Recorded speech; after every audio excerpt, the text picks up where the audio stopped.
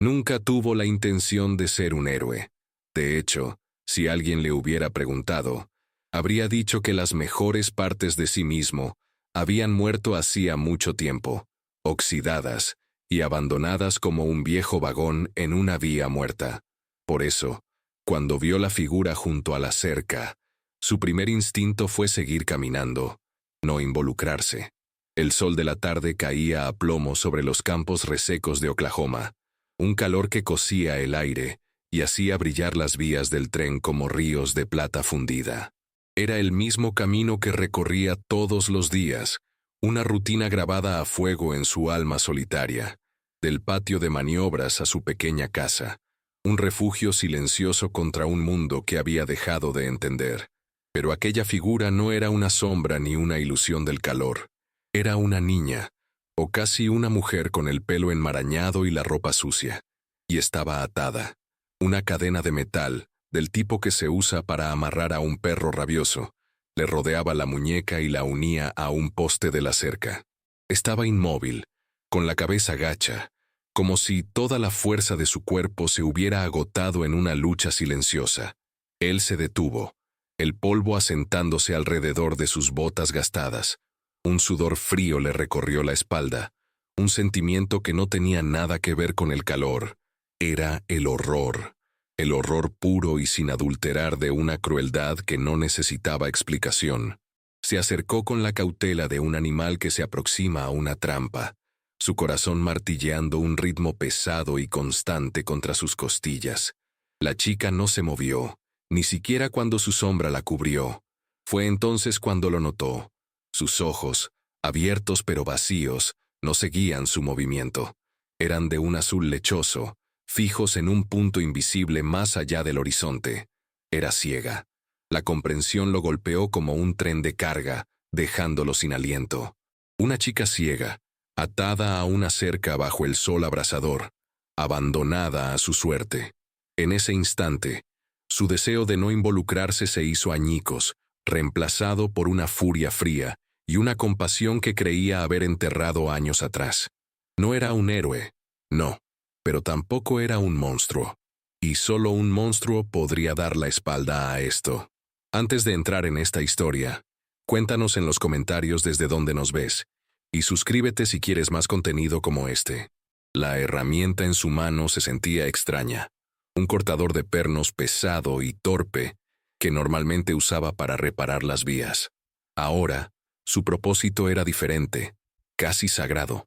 Se arrodilló en el polvo, el metal de la cadena caliente al tacto. «Voy a sacarte de aquí», murmuró, su voz ronca por la falta de uso. La chica se estremeció ante el sonido, un movimiento tan leve que casi lo pierde. No dijo nada, no luchó, simplemente existía, una presencia frágil en el centro de un acto brutal. El chasquido metálico del eslabón al romperse fue obscenamente ruidoso en el silencio de la tarde. La cadena cayó al suelo con un ruido sordo, y la chica se tambaleó, su cuerpo acostumbrado a la tensión cediendo de golpe. Él la sujetó por el brazo, su piel delgada y cubierta de una fina capa de mugre. Era ligera como un pájaro herido. Sin saber qué más hacer, la guió hacia su casa, sus pasos lentos y vacilantes. Su hogar era un reflejo de su vida, ordenado hasta el extremo, pero despojado de cualquier calidez o personalidad. Muebles funcionales, paredes desnudas, un silencio que solo se rompía por el tic-tac de un reloj de pared y el lejano gemido de los trenes. La sentó en la única silla de su cocina, una silla de madera dura y sin adornos. Ella se acurrucó en sí misma, sus manos buscando algo a lo que aferrarse, encontrando solo el aire vacío. Él se quedó de pie, sintiéndose un intruso en su propia casa. Le ofreció un vaso de agua, guiando su mano temblorosa hasta el frío cristal. Bebió con avidez, el sonido de su tragar llenando el incómodo silencio. Él observaba, una maraña de emociones retorciéndose en su interior. La ira hacia quien le había hecho esto, la pena por su sufrimiento, y un miedo profundo y paralizante. ¿Qué se suponía que debía hacer ahora? Había cortado la cadena, pero las ataduras invisibles de esta tragedia eran mucho más fuertes, y ahora, de alguna manera, Él también estaba atrapado en ellas. La había traído a su santuario de soledad, y su mera presencia había demolido sus muros. Esa noche, el sueño fue un lujo que no pudo permitirse.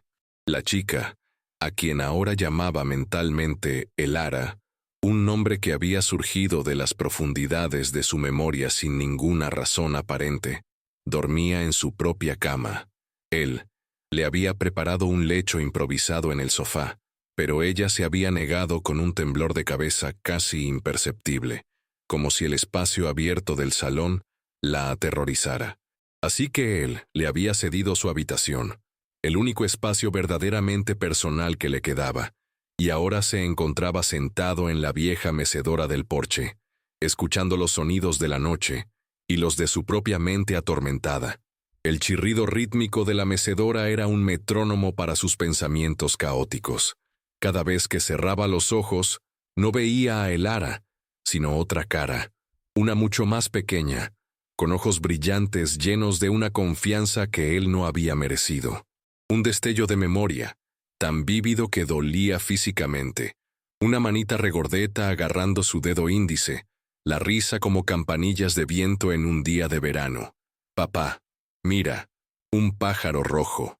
La voz era un eco, un fantasma en la maquinaria de su cerebro. Sacudió la cabeza, tratando de desalojar el recuerdo. Era un veneno dulce que lo había corroído por dentro durante años. La pérdida había sido una amputación del alma, dejándolo como un hombre hueco que caminaba y trabajaba por pura inercia. Quizás por eso había reaccionado. Quizás, en la figura indefensa de Elara, había visto una oportunidad perversa de redención, un intento de salvar a un fantasma salvando a una extraña. El silbato de un tren nocturno cortó el aire, un lamento largo y solitario que se deslizó por el paisaje oscuro. Elara se agitó en la cama, un pequeño gemido escapando de sus labios.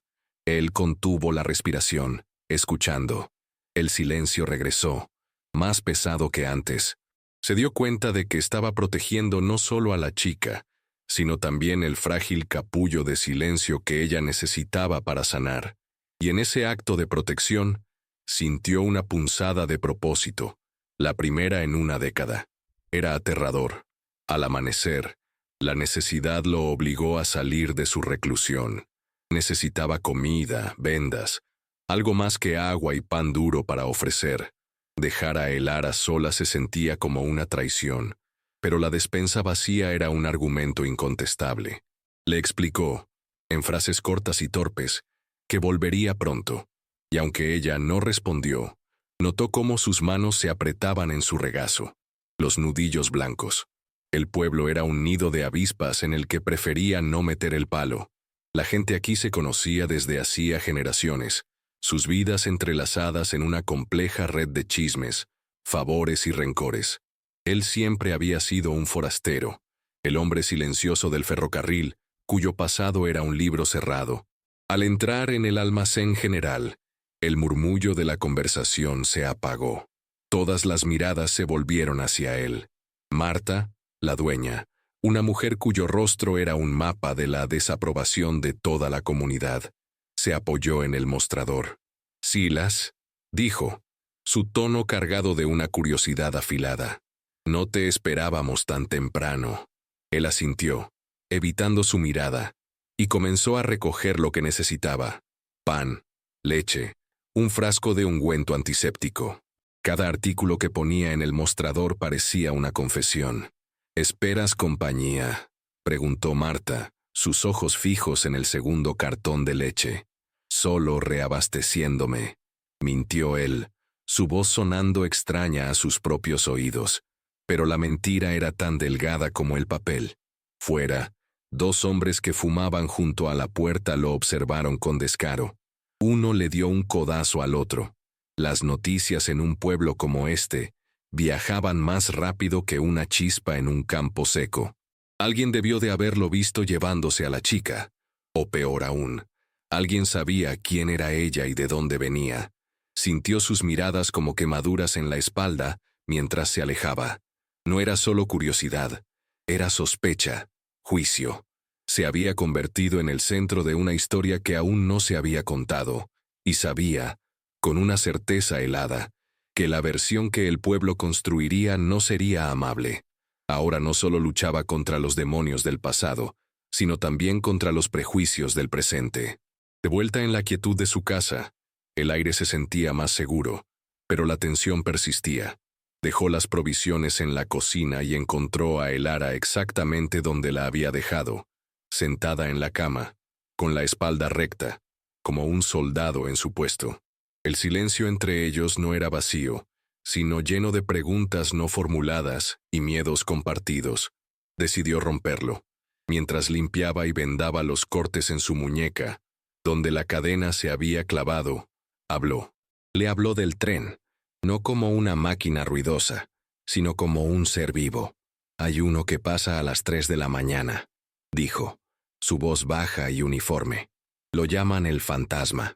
Va tan rápido que apenas lo ves, solo sientes el temblor en el suelo y escuchas su silbato, que suena más triste que los demás.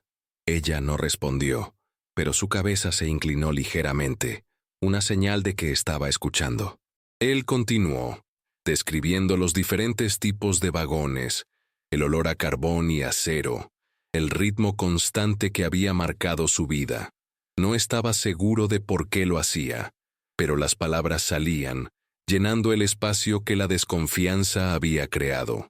Después de un rato, mientras él preparaba un caldo sencillo en la estufa, ella habló por primera vez. Su voz era un susurro, áspera por el desuso. ¿Tiene un color el silbato del fantasma? La pregunta lo tomó por sorpresa. Nadie le había preguntado algo así. Se detuvo con el cucharón en la mano y lo pensó de verdad. ¿Un color? No lo sé, admitió finalmente. Supongo que sería gris, como el humo antes del amanecer, pero también tiene algo de azul oscuro, como el cielo justo antes de que salgan las estrellas. Ella asintió lentamente, procesando sus palabras, y entonces, un atisbo de sonrisa, tan fugaz que casi dudó de haberla visto, apareció en sus labios. Me gusta el azul oscuro, dijo. Fue un puente. Un pequeño y frágil puente construido con palabras extrañas sobre un abismo de dolor. Por primera vez desde que la encontró, Silas sintió que no solo estaba cuidando un cuerpo herido, sino que estaba empezando a conectar con una persona.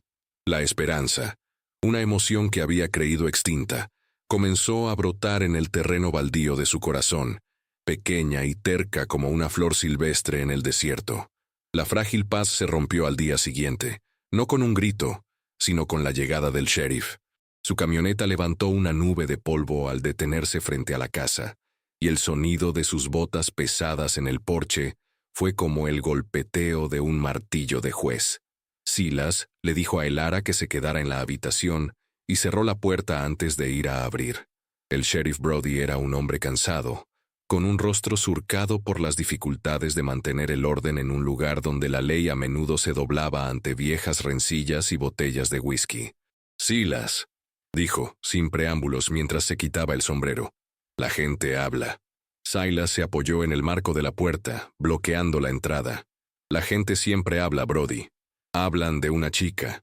Dicen que la encontraste cerca de las vías. Dicen que te la llevaste. Los ojos del sheriff recorrieron el interior de la casa por encima del hombro de Silas, buscando algo. ¿Hay algo de cierto en eso?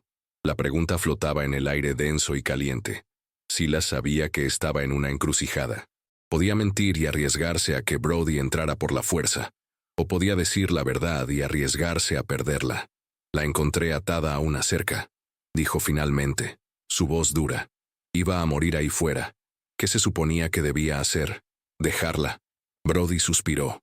Un sonido de pura resignación. Su padre la ha estado buscando. Bill Anderson. Dice que se escapó. El nombre golpeó a Silas como una bofetada. Bill Anderson. Un borracho conocido en todo el condado. Un hombre con la misma cantidad de maldad que de autocompasión. Un hombre capaz de atar a su propia hija a una cerca.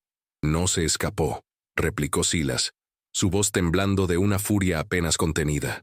Fue abandonada, como basura. La ley es la ley, Silas. dijo Brody, aunque sin convicción. Es su hija. Legalmente, tengo que devolvérsela si él la reclama. El sheriff no era el enemigo. Silas lo entendía. Era solo un engranaje en una máquina que no estaba diseñada para la compasión, sino para el procedimiento. La sombra del padre, un hombre que ni siquiera había conocido, se cernía ahora sobre ellos, más amenazante que cualquier cadena. La ley estaba de su lado. El pueblo estaba de su lado.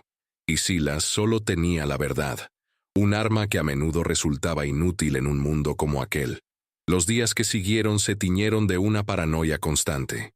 Cada crujido del suelo, cada sombra que se movía en el exterior, cada coche que pasaba por el camino de tierra, era una amenaza potencial. Silas comenzó a atrancar la puerta por la noche, una barricada inútil contra un fantasma legal, pero el acto físico le daba una ilusión de control. Pasaba las horas observando a Elara, maravillándose de su resistencia.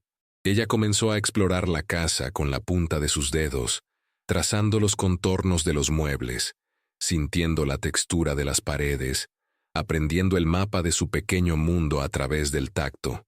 Hablaba más, haciendo preguntas sencillas sobre los sonidos y los olores. ¿Qué es ese zumbido?, preguntaba. Son las abejas en las flores silvestres junto a la ventana, respondía él. Y ese olor a tierra mojada. Es la lluvia que viene. Se puede oler en el aire antes de que caiga. Él se convirtió en sus ojos, no describiendo el mundo en términos de formas y colores, sino de sensaciones, sonidos y metáforas que ella pudiera entender. Estaban construyendo un lenguaje propio, un refugio contra la tormenta que sabían que se avecinaba. Una tarde, mientras el cielo se oscurecía con nubes de tormenta, la encontró sentada junto a la ventana abierta, con el rostro vuelto hacia el exterior. Mi padre decía que la tormenta era la ira de Dios, dijo ella en voz baja. ¿Tú crees eso? Silas se sentó en el suelo cerca de ella, el aire cargado de electricidad. No, dijo él. Creo que la tormenta es solo la tormenta. A veces el mundo solo necesita llorar, lavar la suciedad. Ella guardó silencio por un largo rato, y él pensó que la conversación había terminado, pero entonces giró la cabeza en su dirección, sus ojos lechosos pareciendo verlo de verdad por primera vez. Creo que a veces las personas también necesitan llorar, susurró. En esa simple frase, Silas escuchó el eco de su propio dolor, una verdad que había mantenido encerrada durante una década. La conexión entre ellos se profundizó. Ya no era solo la de un salvador y una víctima, sino la de dos almas rotas que se reconocían mutuamente en la oscuridad, esperando juntas el inevitable estallido del trueno. La tormenta llegó, pero no fue del cielo. Fue un Ford oxidado que se detuvo bruscamente frente a la casa, derrapando en el camino de tierra. De él salió un hombre corpulento y desaliñado, con el rostro enrojecido por el alcohol y la furia. Bill Anderson. Silas lo había visto desde la ventana. Su corazón se hundió, pero una extraña calma lo invadió. El momento que había temido finalmente estaba aquí. Le dijo a Elara que fuera a la habitación y no saliera por nada del mundo, y luego caminó hacia la puerta principal, cada paso resonando con una finalidad aterradora. No esperó a que llamara. Abrió la puerta y se plantó en el umbral, un centinela silencioso. Bill Anderson se tambaleó hacia él, con los ojos inyectados en sangre. «Sé que está aquí», gruñó, su aliento apestando a licor barato. «He venido a por lo que es mío». «Ella no es una cosa, Bill», dijo Silas, su voz peligrosamente tranquila.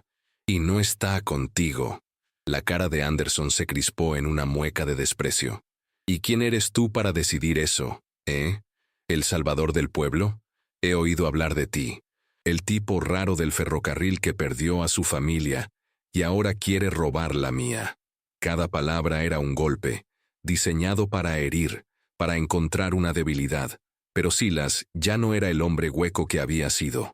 Elara le había dado algo que llenar ese vacío. Un propósito. «Vete de mi propiedad, Bill. No sin mi hija». Anderson intentó empujarlo para pasar, Pero Silas no se movió. Era como una roca, anclado por una convicción de acero. El enfrentamiento se convirtió en una lucha de voluntades. Dos hombres rotos en un punto muerto en un porche decrépito. Anderson gritó el nombre de Elara, su voz llena de una posesividad venenosa. Desde el interior de la casa, se escuchó un sollozo ahogado. Ese sonido rompió el hechizo. La furia de Silas, mantenida a raya hasta ahora, estalló. No con violencia, sino con una claridad helada. «Nunca más le volverás a poner una mano encima», dijo, y en su voz había una promesa tan inquebrantable como las vías del tren. «Ahora lárgate, o te juro por todo lo que he perdido que te arrepentirás». Bill Anderson, enfrentado a una resolución que no podía comprender ni intimidar, vaciló. Su furia alimentada por el alcohol no era rival para la tranquila certeza de Silas. Había esperado miedo, sumisión o una pelea que pudiera ganar con fuerza bruta. No esperaba esa pared de voluntad inamovible. Murmurando una sarta de maldiciones, retrocedió, tropezó y finalmente se metió en su camioneta, alejándose con un chirrido de neumáticos que sonó a derrota. Silas se quedó en el porche hasta que la nube de polvo se asentó, su cuerpo temblando por la adrenalina que se disipaba. El silencio que quedó era profundo, casi sagrado. Entró y cerró la puerta con cuidado. La casa se sentía diferente, como si la confrontación la hubiera purificado, expulsando al último de los fantasmas. Encontró a Elara acurrucada en un rincón de la habitación, temblando. Se arrodilló lentamente frente a ella, sin decir nada, simplemente ofreciendo su presencia, como un ancla en el mar de su miedo. Después de un largo momento, ella levantó la cabeza. «Se ha ido», susurró. «Sí», respondió él, «se ha ido». Lentamente, como si probara aguas desconocidas, ella extendió una mano temblorosa.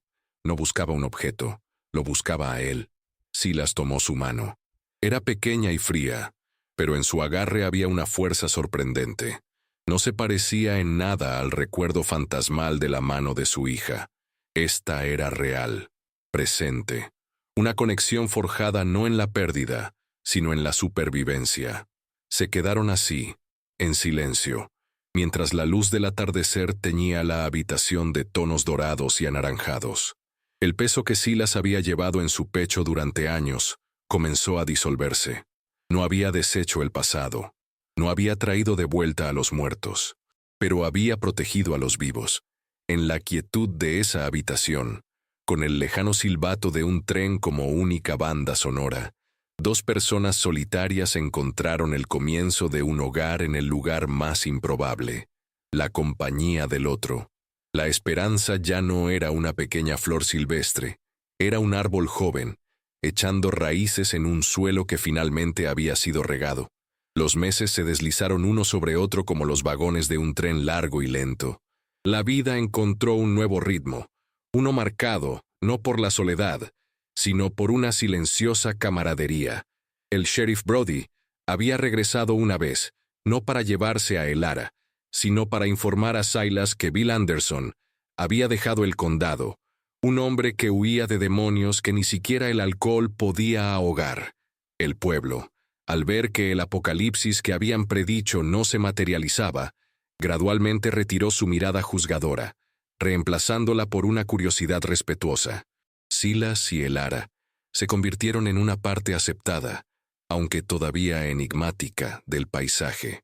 La casa, antes un mausoleo de silencio, ahora resonaba con pequeños sonidos de vida. Elara aprendió a moverse por ella con una confianza asombrosa, sus manos leyendo el mundo que no podía ver. A menudo se sentaban en el porche por las tardes, y Silas le describía los colores del cielo mientras el sol se ponía, usando olores y sonidos como su paleta. El naranja era el calor que quedaba en las tablas de madera, el púrpura era el enfriamiento del aire, y el rojo era el último canto de los pájaros antes de dormir. Ella, a su vez, le enseñó a él a escuchar, a distinguir el susurro de las hojas de álamo del de las de roble, a sentir el cambio de humedad que anunciaba la niebla matutina. Le enseñó que ver no era solo cuestión de ojos. Un día, La llevó a un pequeño jardín que había comenzado a cultivar junto a las vías del tren, un trozo de tierra reclamado al polvo y las malas hierbas. Se arrodillaron juntos, y él guió su mano para que sintiera los delicados pétalos de una caléndula. Ella inspiró profundamente su aroma picante y una sonrisa genuina, radiante, iluminó su rostro. «Huele a sol», dijo ella. En ese momento, Silas comprendió la verdadera naturaleza de su viaje. No había salvado a una chica. Se habían salvado mutuamente. Ella lo había sacado de su tumba autoimpuesta, y él le había dado un lugar seguro para florecer. El sonido de un tren que se acercaba llenó el aire. Pero ya no era un lamento solitario. Era una promesa. Una promesa de que, sin importar cuántas vías se cruzaran o cuántos destinos divergieran, algunas conexiones, forjadas en la oscuridad y nutridas por la compasión, eran tan fuertes y duraderas como el acero.